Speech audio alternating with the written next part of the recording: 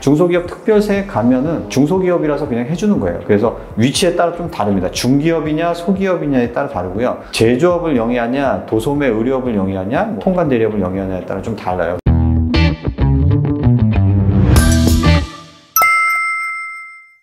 안녕하세요.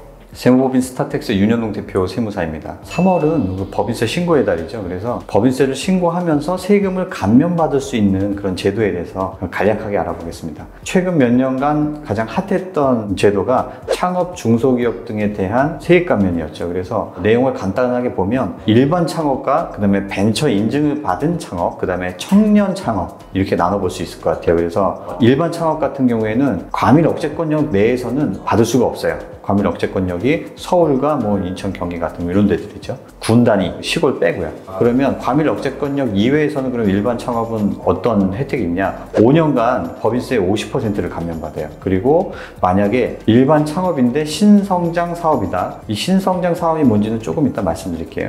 이 신성장 사업에 대해서는 과밀 억제권역 이외의 지역에 한해서 3년간 75%, 추가 2년간 50%의 세액 감면을 받을 수가 있습니다. 그러면 일반 창업이라고 했는데 일반 창업은 뭐가 다르냐? 벤처 인증을 받지 못했거나 아니면은 청년이 창업한 회사가 아니거나 이런 거를 그냥 일반 창업이라고 합니다. 근데 업종에 따라서 기본 사업을 한다 내지는 신성장 사업을 한다 이렇게 또 거기서 세 분류가 나눠졌던 거죠.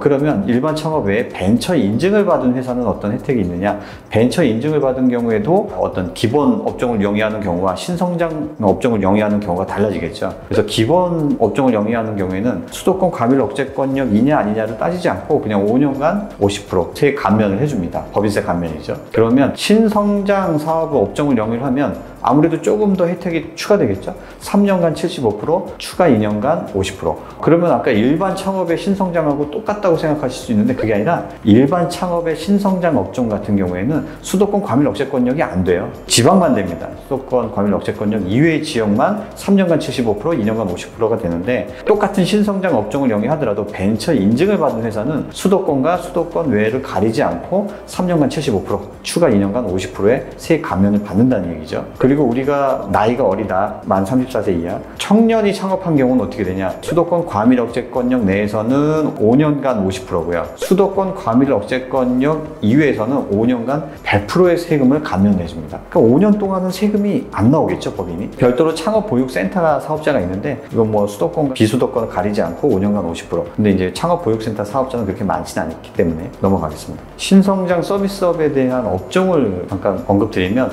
컴퓨터 프로그래밍 그 다음에 소프트웨어 개발 및 공급업이다. 창작 예술 관련 서비스업이나 아니면 엔지니어링 사업, 그 다음에 전문 디자인업 같은 거예요. 광고업도 가능합니다. 보통 광고업들이 좀 많죠. 출판업 같은 경우도 있고요. 그 다음에 물류산업도 가능합니다. 이런 것들이 신성장 산업이고 당연히 요즘에 밀고 있는 에너지 신기술 중소기업 등도 전부 신성장 사업에 들어갑니다. 근데 우리가 헷갈리지 말아야 될 게 이런 신성장 업종과 창업 세액 감면이 되는 업종을 헷갈리면 안 돼요. 지금 말씀드린 거는 신성장 업종이라는 거고요. 신성장 업종은 창업 중소기업 세액 감면 중에서도 조금 감면 요율이 높은 업종이라는 거죠. 일반 업종을 영위하냐 신성장 업종을 영위하냐 이렇게 따졌었죠. 그러면 일반 업종은 뭐든지 다 됩니까? 그것도 조특법에 다 열거가 돼 있어요. 그래서 세무사나 의사, 변호사 같은 전문 직종은 당연히 배제가 되고요. 유흥업종도 당연히 배제가 될 거고 임대업도 마찬가지로 해당이 안 됩니다. 그래서 실제로 조특법에 보면 대표적인 거로는 제조업이 있겠죠. 제조업 같은 경우는 당연히 중소기업 창업 감면 세액 공제 일반 업종에 들어갈 거고, 그 다음에 건설업이라든지 통신 판매업, 아까 얘기했던 물류산업, 그 다음에 정보통신업 같은 것들도 전부 다 우리 창업 중소기업 세액 감면 대상 업종에 해당됩니다. 그래서 내가 지방에 있고 중소기업이고 창업했다고 해서 무조건 받는 게 아니라 창업 중소기업 세액 감면에 해당되는 업종을 영위하는지를 보시고요. 그 다음에 그 중에서도 신성장 업종에 해당되면 감면 요율이 올라가겠죠. 그것도 한번 확인해 보시기 바랍니다. 두 번째로는 중소기업 특별세액 감면을 들 수가 있는데요. 중소기업 특별세액 감면은 중소기업이라서 그냥 해주는 거예요. 그래서 위치에 따라 좀 다릅니다. 중기업이냐 소기업이냐에 따라 다르고요. 제조업을 영위하냐 도소매 의료업을 영위하냐 통관대리업을 영위하냐에 따라 좀 달라요. 그래서 예를 들어서 우리가 소기업이고 대부분은 중소기업이라고 우리가 묶어서 얘기를 하는데 대부분은 소기업이죠. 소기업 같은 경우 제조업이면은 나의 세금의 20%를 감면해 주고요. 도소매나 의료업이라고 하면 10%를 감면해 줍니다. 됩니다. 그리고 통관대리 및 관련 서비스업이라고 하면 이것도 역시 수도권 내에서 10% 감면을 받습니다. 수도권 외에 같은 경우에는 제조업은 10%가 더 추가돼요. 보통 20%에서 10% 추가돼서 30%인데 우리 도소매 의료 같은 경우에는 그대로 10%고요. 수도권이냐 아니냐에 따라서 뭐 달라지지가 않습니다. 통관대리 및 관련 서비스업 같은 경우는 10%에서 15%로 좀 증가를 해요. 그리고 중기업 같은 경우에는 감면율이 그거보다는 조금 더 낮다고 보시면 될 것 같습니다. 도소매 의료업이 수도권 내에서 10%고 수도권 이외에도 10%라고 하잖아요. 근데 예전에는 저 의료업이 의료법인만을 의미했어요. 근데 제도가 몇 년 전에 바뀌면서 일반 의원도 중소기업 특별세 감면을 받기는 하는데요. 좀 까다롭습니다. 요양급여가 80% 이상이어야 되고 그 다음에 우리 순이익이 1억 이하여야 되고 근데 실질적으로 거기에 해당되는 경우가 그렇게 많지는 않거든요. 그래서 중소기업 특별세 감면 대상이 된다라고 하는 의료기관이 생각보다 그렇게 많지는 않습니다. 그리고 세 번째로 통합투자세액공제인데요. 요거는 제가 기존에도 좀 많이 설명을 드리긴 했어요. 사업용 유형자산에 투자를 해야 되는데 우리가 의료기관이라고 하면 의료 장비에 해당될 거예요. 만약 제조업 같은 경우는 제조 시설이 될 거고요. 기타 기계장치라고 보시면 될 것 같습니다. 근데 뭐 메스라든지 청진기 같은 경우에는 공구에 해당되기 때문에 그건 의료 장비라고 보긴 힘들잖아요.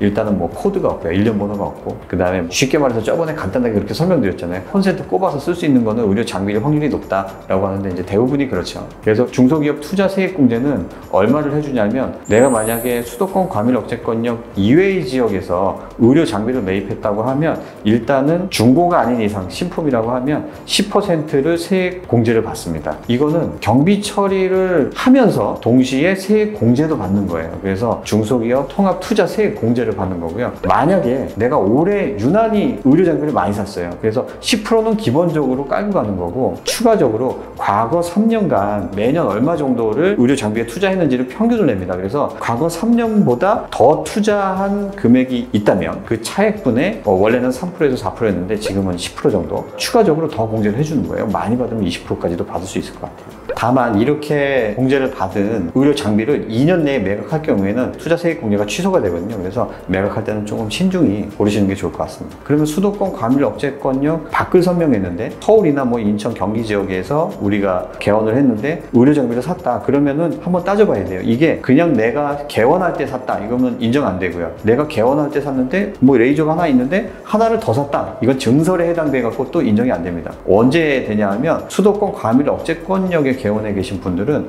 의료 장비를 살 때 대체 투자만 가능해요. 그래서 내가 기존에 엑스레이 장비가 있었는데 노화돼서 이거 팔고 새로운 의료 장비를 샀다 그러면 이게 대체 투자잖아요. 여기에 대해서는 10% 투자세액 공제가 인정이 됩니다. 그래서 이게 대체 투자인지 아닌지를 좀 따져보고 세액 공제를 적용하시면 될 것 같아요. 이게 통합투자 세액 공제입니다. 그리고 네 번째로는 굉장히 유명한 세액 공제죠. 통합고용증대 세액 공제. 이거는 너무 기본적으로 받는 거라 다 아실 것 같아요. 내가 직원을 채용했을 때 전년도보다 사람이 늘어났으면 세액 공제를 받는다는데 그 인원 수를 유지하면 이듬해 더해주죠. 그리고 유지하면 또 더해주고 최대 3번을 받을 수가 있습니다. 그래서 내가 1명에서 10명이 됐다 그러면 9명이 증가하는 거잖아요. 그래서 한 번 9명분에 대한 세액 공제를 받고 이듬해에도 10명이라는 전체 숫자를 유지하면 또 받고 그 이듬해도 또 받고 이런 거예요. 근데 네 번째에 12명이 됐다 그러면 추가로 2명이 더 늘어난 거잖아요. 그 2명분에 대한 세액 공제는 그때부터 3년인 거죠. 네 번째, 다섯 번째, 여섯 번째 해까지 이렇게 세액 공제를 받습니다. 그래서 청년이냐 아니냐에 따라 달라지는데 청년 같은 경우에는 수도권 과밀억제권역 이외의 지역, 지방이죠. 그럴 때는 한 명당 1,550만 원이고 수도권 과밀억제권역 이내의 지역에서는 한 명당 1,450만 원의 세액 공제를 원장님, 그러니까 사업주의 종합소득세 또는 법인세에서 감면을 해주는 거죠. 지금 이제 법인세 관련 설명을 드리는 거니까 법인도 마찬가지로 청년은 수도권 과밀억제권역 이내 이외에 따라서